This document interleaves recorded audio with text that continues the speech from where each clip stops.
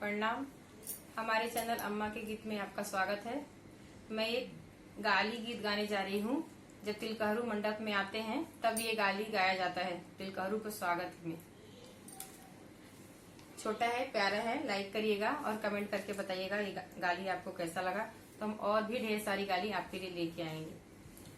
3:30 बजे 3:30 बजे सरवा जरूर मिलना। 3:30 बजे 3:30 बजे सरवा जरूर मिलना। 3:30 बजे 5 रुपया के 5 पैसा, 5 रुपया के 5 पैसा, जरा खोल के दिखा दो तिलक कैसा। 3:30 बजे 3:30 बजे सरवा जरूर मिलना। 3:30 बजे 3:30 बजे सरवा जरूर मिलना। 3:30 बजे कच्ची कसैली कटत नहीं बा, साला सरवा हरामी सुनत नहीं बा। 3:30 बजे 3:30 बजे सरवा जरूर मिलना।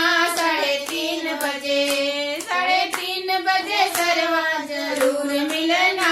3:30 बजे 5 रुपया के 5 पैसा, जरा खोल के दिखा दो अंगूठी कैसा।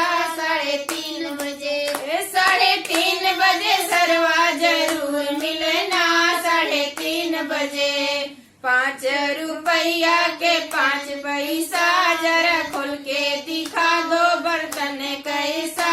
3:30 बजे 3:30 बजे सरवा जरूर मिलना।